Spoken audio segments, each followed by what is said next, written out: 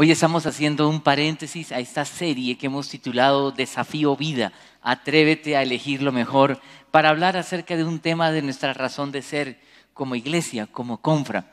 Quiero que pensemos cómo en este tiempo hay mucha gente que considera todo lo de Jesús, todo lo que tiene que ver con Jesús, Dios, Biblia, como aburrido, como harto, como alguien que se tira la vida, como alguien que me va a prohibir disfrutar de las cosas buenas de la vida. No solo los jóvenes, gente de toda edad, cuando escucha a Jesús, Dios, ay no, ya, hasta ahí, porque eso, qué pereza, qué jartera. ¿De dónde salió todo eso? ¿Es así Jesús realmente? Yo recuerdo cuando pelado, 15 años, me invitaban a alguna cosa religiosa, no sé si le pasaba a usted, estaba en un momento de risas y de pronto sigan a un momento de recogimiento espiritual y uno, sí. ¿Cierto? Porque había que recogerse. Yo creo que me recogí demasiado. Y luego me invitaron a una iglesia cristiana y yo llegué y la gente como seria, ¿sí? Y apareció una persona ahí con una corbata. Solo estoy describiendo, no me estoy burlando, pero para mí me llamó la atención una cruz, una Biblia, un versículo. Y yo lo saludo y el tipo con una voz así como, buenos días. Luego me enteré que era el pastor. Yo dije, uy, yo le confieso, los pastores ahí me caían gordos, pero gordos. Y Dios me castigó, me hizo pastor. Por eso no me diga pastor, dígame Juaco, nada más, por favor. Pero ¿de dónde salió todo eso? Que todo lo que es de Jesús, lo que es Dios, Biblia, iglesia, tiene que ser así. El aguafiestas del paseo es Jesús, por favor, no, nada de eso. Quiero decirle, Jesús no es así. Cuando uno ve los evangelios, Jesús no era una persona así. ¿Por qué ahora se habla de que lo harto que es Jesús, en cambio, por decir de alguna manera, allá afuera, donde no está Jesús, es chévere? Quiero que vea un pasaje de los evangelios en Lucas capítulo 15. Quiero que lo vean aquí en pantalla y póngale mucha atención lo que dice aquí, por favor. Quiero explicarle lo que dice. Vea lo que dice Lucas capítulo 15, versículo 1 y 2. Dice, muchos recaudadores de impuestos y pecadores, ¿qué dicen? Se acercaban a Jesús, ¿para qué? Para oírlo. ¿Sí? Ahí nada más, hacemos un alto. Después seguimos leyendo. Muchos, no dice poquitos. Dice muchos recaudadores de impuestos. ¿Sabe quiénes eran los recaudadores de impuestos? Eran personas de la misma tierra que recogían los impuestos para el imperio romano que tenía subyugado este pueblo. Y esta gente era rica. ¿Sabe por qué? Porque ellos todo lo que cobraran de más era para ellos. ¿Qué tal eso? Entonces era gente de plata. Trabajaban para el imperio. Trabajaban, como quien diría, para el gobierno, por favor. Cualquier parecido con la realidad es pura coincidencia, no quiero que... ¿sí? Pero esta gente estaba llena de plata y la gente los odiaba. O sea, los recaudadores de impuestos eran odiados porque les decían traidores. Eran gente que los otros no querían mezclarse con ellos. Los religiosos de la época, con mayor razón, levantaban, por decir, muros de protección para no mezclarnos con estos recaudadores de impuestos, traidores. Y estos recaudadores de impuestos, imagínense, yo no sé, tendrían que inventarse cosas para ellos, ¿sí? El supermercado de recaudadores de impuestos, el colegio de los hijos de los recaudadores de impuestos, el club de los recaudadores, tendrían buenos clubes, me imagino. Pero esa gente dice que muchos de ellos, ¿qué hacían? Escuchaban, se acercaban a Jesús para oírle. Pero piensa en esto, se acercaban a Jesús para oírle. Y dice muchos recaudadores de impuestos y pecadores. ¿Sabe quiénes entran en esa categoría? Todos aquellos que no cumplían la ley de Dios en aquel entonces. Usted podría pensar adúlteros, mentirosos, ladrones, timadores, lo que quieran. Si uno se pone a pensar en esto, oiga, vean las personas que están escuchando a Jesús. Las personas, por decirlo en este tiempo, diríamos, personas que no irían a la iglesia. Aquellos que no iban a las cosas espirituales estaban allí acercándose, escuchando a Jesús. Ahora, ¿usted puede imaginar esa escena? Yo no me imagino a los recaudadores de impuestos escuchando a Jesús así. Como a veces pasa aquí con algunos, ¿cierto? No me imagino, no, ¿cómo estarían ellos escuchando a Jesús? Atentos. No me imagino a uno tampoco escuchando como aburrido. Bueno, ¿a qué hora termina Jesús de hablar para...? ¿Sí? No, Jesús era una persona que cautivaba a la audiencia. Dice los evangelios que Jesús enseñaba como como alguien con autoridad. ¿A qué se refiere? Dice que no enseñaba como los religiosos de la época, porque Jesús era una persona coherente entre lo que enseñaba y lo que vivía. Y la gente quería escucharlo. Pedro en algún momento le dice, Señor, ¿yo a quién voy a ir? Tú tienes palabras de vida eterna. Lo que quiero que pensemos es, vea la audiencia de Jesús en el primer siglo. Jesús no era un aburrido, no, Jesús era una personalidad atractiva y de enseñanzas fascinantes que la gente necesitaba de aquel entonces, porque no eran de esos pecadores empedernidos haciendo maldad y haciendo sufrir a todo el mundo, porque algo de bondad tenían al acercarse a Jesús y buscar en Él respuestas a los dilemas que ellos vivían. Pero piensen en esto, por favor, muchas personas de este tipo, hoy, si usted lo pone en términos actuales, toda esa gente que no iría a la iglesia, escuchando a Jesús, muchos y no unos poquitos. Pero ¿sabe qué dice el versículo 2 de este capítulo? Vea lo que dice, el versículo 2 dice, de modo que los fariseos y maestros de la ley, usted va a encontrar fariseos en la Biblia, saduceos y un montón de feos más, eran los religiosos de la época. Vale decir, vea, de modo que los fariseos y los maestros de la ley se pusieron ¿a qué? A murmurar. Este hombre recibe a los pecadores. ¿Y qué? Y come con ellos. Comienzan a murmurar. Quiero que note estas dos audiencias, por favor. Aquí por un lado los religiosos de la época. Aquí por otro lado los no religiosos de la época. Aquí están estos fariseos que ellos habían levantado otra vez muros de protección para no mezclarse con esta gente. Ellos tenían reglas, varias reglas. Decían y enseñaban, no permitan que sus hijos se mezclen con los hijos de estos. En esta gente no se puede confiar. No busques a esta gente para nada. No te mezcles con ellos. No hagas negocios con ellos. Y una serie de advertencias para separarse de estos no religiosos. Porque estos tenían el deseo de mantenerse inmaculados de cualquier contaminación de esta gente. ¿Notan lo que está pasando? Quiero que piensen lo siguiente. En este tiempo, ¿quién escucha a Jesús? Estamos al revés. En este tiempo los religiosos escuchan a Jesús y estos de acá murmuran. No, qué jartera lo de Jesús, esos aleluyas. ¿Usted para qué va a la iglesia? Le van a sacar plata a esos. Es al revés. ¿Qué está pasando? No es el Jesús que encontramos en los evangelios.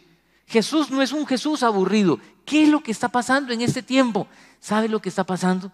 Creo que con el paso del tiempo, los cristianos, en vez de construir puentes con la comunidad, con las personas necesitadas, han estado levantando muros.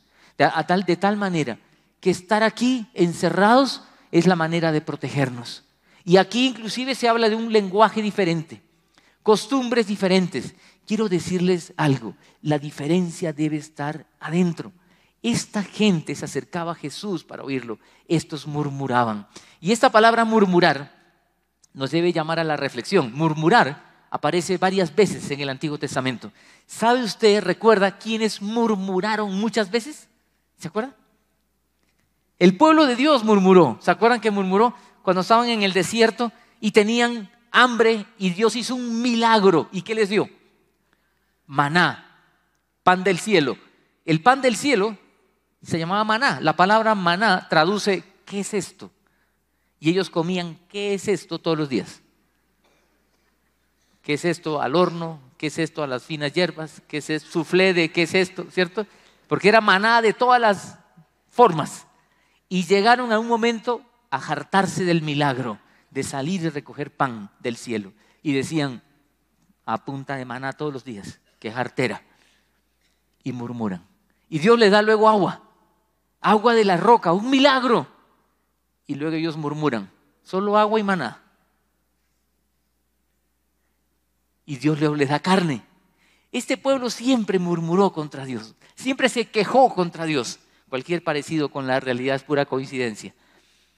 Y ahora estos religiosos de la época están murmurando contra Jesús, porque Jesús se está acercando a la gente que necesita escuchar un mensaje. Imagínense esas dos audiencias, por favor, estos ávidos de escuchar y estos de murmurar. Jesús no es aburrido, Jesús más bien, por ser relevante a su época, fue objeto de crítica. Lo criticaron. ¿Y saben lo que dijeron? En Lucas, en el mismo evangelio, en el capítulo 5 vamos a encontrar un versículo interesante. Dice así, vean lo que dice. Pero los fariseos, otra vez los religiosos de la época y los maestros de la ley, que eran de la misma secta, les reclamaban a los discípulos de Jesús. ¿Y cuál era el reclamo? Mire, ¿por qué comen y beben ustedes? ¿Con quiénes? Con recaudadores de impuestos y pecadores. ¿Qué hace Jesús mezclado con esa gente? Más adelante, en Lucas capítulo 7, hay otro versículo que quiero que podamos ver aquí en la pantalla. Dice lo siguiente, vino el Hijo del Hombre, dice Jesús, que coma y bebe y ustedes dicen, este es un glotón y un borracho, amigo de recaudadores de impuestos y pecadores. Es uno de los nombres que me encanta de Jesús. Jesús era amigo de aquellas personas que los religiosos de la época no serían amigos. ¿Usted se imagina qué pasaría si esta tarde usted sale de aquí y encuentra a algunos miembros del equipo pastoral en una reunión con personas de no muy buena reputación? ¿Usted qué diría? Los ve y le dice, le voy a contar a Guaco. Y de pronto, si me ve por ahí sentado, uy, se dañó el pastor. ¿Sí o no? La verdad. Ahora, yo quiero que, ojo con esto, alguno me dirá, uy, o sea que hay que estar entre la gente, o sea que a mí que me gustan mis drinks, me puedo ir por ahí con mis amigos para estar entre ellos. Jesús estuvo con esa gente. Ojo con esto, Jesús estuvo con ellos, pero Jesús fue influencia para ellos, no ellos a Jesús. Lo que quiero es que pensemos en esto, por favor. Y lo que quiero que pensemos aquí es que Jesús estuvo entre esa gente y esa gente necesita escuchar a Jesús. Esta iglesia, cuando la conocí hace más de 25 años, tenía esa sensibilidad muy fuerte. Y creo que nos ha ido pasando lo que le pasa a toda comunidad y a todo creyente. Se va como a veces distanciando de lo que es la realidad otra vez allá afuera y se va metiendo aquí adentro. Lo que quiero decirles es que tenemos que luchar por mantener esa esencia, ese ADN que ha sido parte de la Confra. Cuando conocí esta iglesia hace 25 años, me llamó mucho la atención porque al pastor y a los pastores lo llamaban por su nombre. A nadie le decían reverendo, pastor, nada, no, el nombre. A los que estaban en la puerta no le decían ujieres como en muchas iglesias, le decían anfitriones. Y no se usaba la Reina Valera que usa un lenguaje como vosotros sois la luz del mundo. No, usaba la Dios habla hoy que dice ustedes son la luz del mundo. Un lenguaje más claro, más contemporáneo. Y cada cosa que se hacía se explicaba. Y a mí me llamó la atención y dije, oye, esta iglesia es como todo lo que se hace se entiende. Pero ¿qué pasa con los creyentes con el paso del tiempo? Nos vamos como aislando, casi que perdemos amigos que no conocen a Jesús, casi todos nuestros amigos se vuelven gente que conoce a Jesús y hasta tenemos un lenguaje diferente. ¿Sí se ha dado cuenta? Cuando nos saludamos, la gracia de Dios sea sobre ti. Y no digo que esté mal, por favor. A veces uno dice Dios te guarde, que Dios te bendiga, sí. Pero a veces ya utilizamos un lenguaje que la gente no entiende. Yo le doy gracias a Dios por la persona que Dios usó para poder acercarme a Jesús. Pero el tipo fue lo más bruto del mundo. ¿Sabe lo que hizo? Se acercó a mí y me puso la mano en el hombro y me dijo, oye, Joaco, ¿te quieres convertir? Y yo dije, ¿convertir? ¿Convertir en qué? ¿Se da cuenta que a veces hablamos cosas que la gente no entiende? Acabamos de cantar un canto precioso, a mí me encanta ese canto, así, cuán grande es Dios, ¿no le encanta? Cuán grande, ¿cierto? Pero hay una parte que yo digo, si usted está por primera vez se habrá asustado, dice, cordero y león, ay bendito Padre, ¿esto es un zoológico o qué? Y la gente hay que explicarle qué significa cordero. Claro, Jesús aparece en la Biblia como el cordero de Dios, también como el león de Judá, hay que hacer un pequeño curso de teología, ¿cierto? No, tampoco, pero entender un poquito las figuras que aparecen en la palabra de Dios, que una persona que llega por primera vez no entiende. Lo que quiero decirle aquí, Jesús estuvo entre la gente, no era un aburrido y un aguafiestas, y la gente que nunca hubiese ido al templo, a la sinagoga de aquel entonces, la iglesia, por decirlo de alguna manera, era la gente que se amontonaba para escucharlo. Y los de adentro, que debían estar sensibles pensando, oiga, esto es algo maravilloso, estaban criticando. Ellos tenían que haber pensado de pronto, aquí está ocurriendo un milagro. Aquí está ocurriendo el cumplimiento de algo que los profetas en el Antiguo Testamento habían mencionado. ¿Sabe? Ezequiel, un profeta, en el Antiguo Testamento dice que vendría un pastor. Y quiero que usted lo lea. Dice así, entonces les daré ¿qué? Un pastor. Esa gente a la que Jesús le está hablando necesitaba un pastor. Eran señalados, discriminados. Un pastor, mi siervo David. David ya había muerto, no estaba hablando de David, sino de la descendencia de David, Jesús, que los apacentará y será su único pastor. Yo, el Señor, seré su Dios y mi siervo David será su príncipe. Yo, el Señor, lo he dicho. La palabra de Dios estaba anunciando un pastor. Vivimos hoy también en una sociedad de mucho dolor, donde la gente sufre las consecuencias del pecado. Depresión, suicidio, matrimonios que se acaban. Ante tanta tristeza, la gente no está pensando en Jesús porque piensa que Jesús es el aburrido, el aguafiestas, el religioso y no tiene nada que ver con nuestra vida diaria. La respuesta que uno ve en el Evangelio es que sí, la gente se amontonaba para escuchar a Jesús porque en Él había palabras de vida eterna. Él es ese pastor que puede cuidar el corazón de la gente. Ese pastor del cual Apocalipsis 7:17 también menciona, y vea lo que dice. Dice, porque el Cordero que está en el trono, ¿los qué? Los pastoreará y guiará. Vea qué precioso, pastorear, guiar a fuentes de agua viva y Dios les enjugará toda lágrima de los ojos. Ese es el Jesús que hoy quiere hacer eso con la gente, en vez que la gente esté pensando que Jesús es el aburrido y el aguafiestas. Y Dios quiere usarnos a nosotros para eso. Quiere usarnos a nosotros con ese propósito. Que las personas puedan encontrar a ese Jesús, a ese verdadero Jesús, no al Jesús desdibujado que muchos han creado, sino al Jesús que quiere pastorear. Como Jesús no es comprendido por su audiencia, los religiosos comienzan a criticarlo. Come con esa gente. No entienden el propósito. Jesús tiene que contarles una historia y les cuenta una parábola. Él, como el mejor contador de historias, le cuenta una parábola y luego dos más, 3 parábolas, una trilogía de parábolas, donde el propósito es mostrar el amor de Dios por el perdido, la oveja perdida, la moneda perdida, el hijo perdido. Y se acuerdan la parábola del hijo perdido, hay 2 hijos, el hijo que se pierde y el hijo que está adentro. Otra vez, el de adentro y el de afuera. El de afuera se pierde, se arrepiente y vuelve. ¿Y el de adentro qué? Vive amargado y aburrido. Qué tristeza. Están como estos fariseos, amargados y aburridos. Ahora, no es que Dios, no, entonces Dios no me quiere adentro, Dios me quiere afuera. Todos estamos fuera y todos somos una oveja perdida. Unos más perdidos que otros, pues somos unos perdidos. Gracias a Dios, Dios nos ha traído al redil. Y estamos en rebaño. Pero quiero decirle, lo que Dios quiere es un corazón arrepentido. Y cuando la Biblia habla de arrepentimiento, la palabra de Dios habla de arrepentimiento, habla de un cambio de actitud, de mentalidad, que dice, yo no quiero seguir viviendo lejos de Dios, quiero estar cerca de Él y me arrepiento. Yo quiero cambiar de vida, porque no hay mejor vida que vivir con Jesús. Y la parábola es así, vea lo que dice la parábola, le cuenta la historia. Dice, Él entonces les contó esta parábola, una historia. Supongamos que uno de ustedes tiene 100 ovejas y pierde una de ellas. No deja las 99 en el campo y va ¿qué?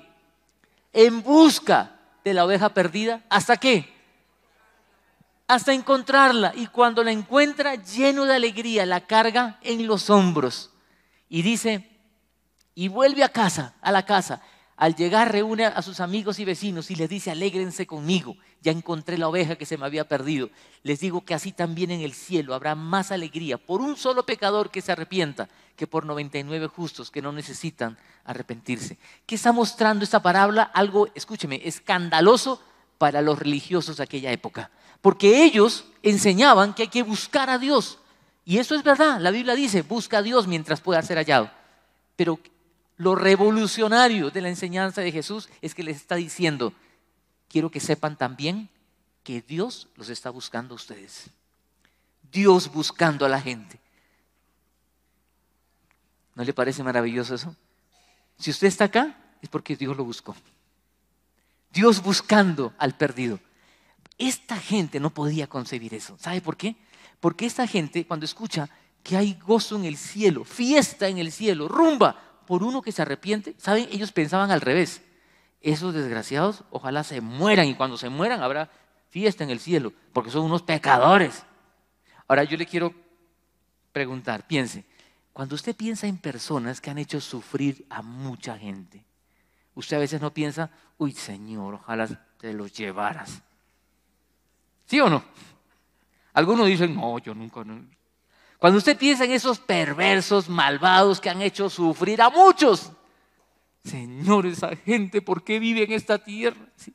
Y uno dice, Señor, ¿por qué no te lo llevas? Otros dicen, Señor, ¿te lo mando? ¿Sí? Otros se ponen más espirituales, Señor, ilumínalo o elimínalo, pero haz algo.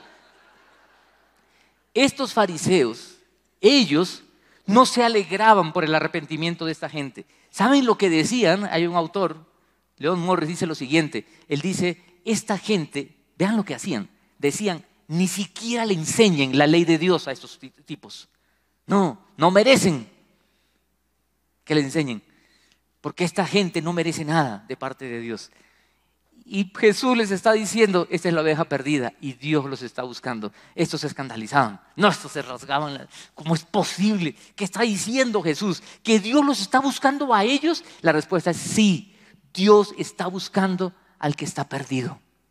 Vivimos en una sociedad llena de gente perdida. Ojalá a esta iglesia comience a llegar gente de la comunidad LGTBI. ¿Por qué no? Algunos ya abren los ojos. Sí, que vengan a oír, no a sabotear. Porque no estaban los pecadores ahí al lado de Jesús, no estaban saboteando, ¿sí? Abuchando a Jesús, Jesús, no. Estaban escuchando. Que vengan, que lleguen esas tribus urbanas o suburbanas, como le dicen. Cuando comiencen a llegar esos locos, uno lo van a mirar, uy, ¿esta gente aquí en esta iglesia? O comiencen a llegar políticos, de su preferencia o no. ¿Qué tal llega uno de los que a usted no le simpatiza y usted, ¿qué hace usted aquí? ¿Cierto? ¡Qué bueno! ¿Sabe? Si usted comienza a preguntar, ¿qué hace esta gente aquí? Está como los fariseos, que decían, ¿qué hace Jesús con esa gente? Ojalá en esta iglesia llegue más gente así. Llegó en el pasado mucha, ha venido llegando otra vez, que lleguen muchos más, porque Jesús quiere usarnos para construir puentes con la comunidad. Por eso este chaleco me lo puse a posta hoy, porque lo usan los que están allá afuera y dice, estás de contacto. Alguien llegó en la primera reunión y me lo vio y me dijo, uy, pastor, lo degradaron. ¿Sabe qué hace el staff de contacto? Lo que Jesús está haciendo aquí, acercándose a la gente y la gente se acerca a ellos. Un autor, Hans Winsel, hablando de lo que Jesús hizo en el primer siglo, dice, Jesús, además de enseñar y hacer milagros, Él pasó más tiempo tocando a la gente más que en cualquier otra actividad. Tocó a los intocables, a los leprosos, tocó a los que nadie tocaría, se acercó a quien nadie se acercaría. Por eso esa gente se acercaba a Él a escucharle. Hoy hay gente que solo quiere enseñar.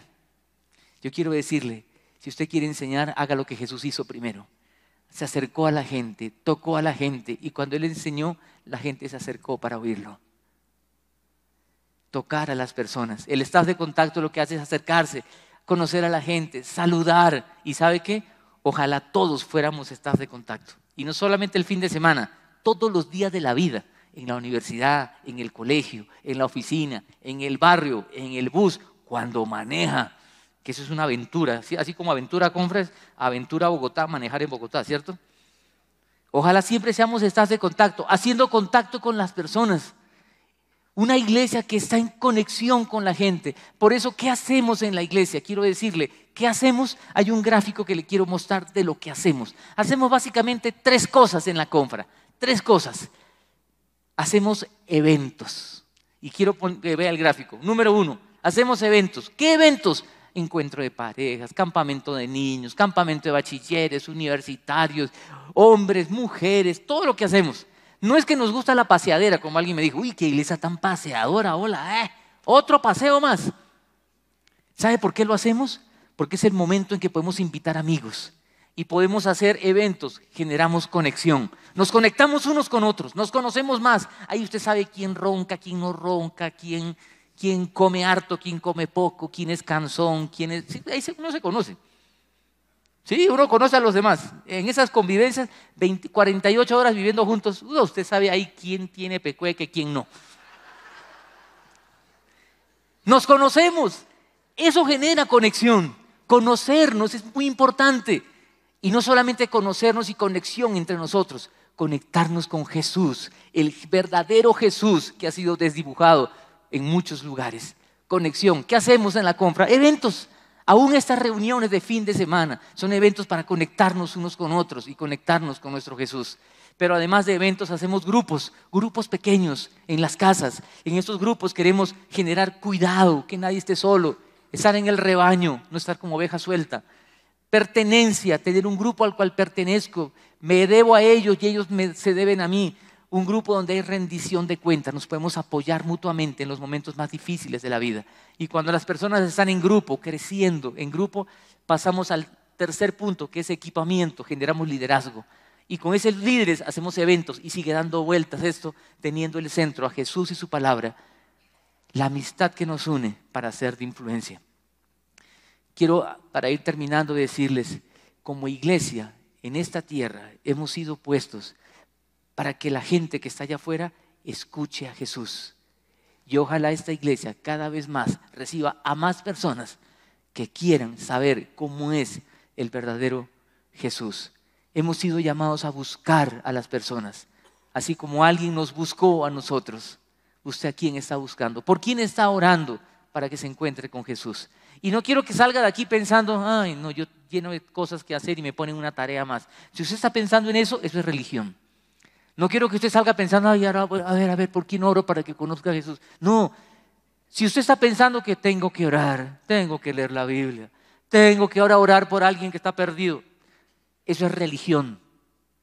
Está como esos fariseos. Si usted quiere orar, quiere leer la Biblia, quiero orar por aquellos que no conocen a Jesús, ¿sabe? Eso es vida cristiana. ¿Qué tipo de vida queremos? ¿Queremos seguir el ejemplo de Jesús o queremos seguir el ejemplo de esos fariseos que levantaban muros de protección para no contaminarse con este mundo cochino y pecador?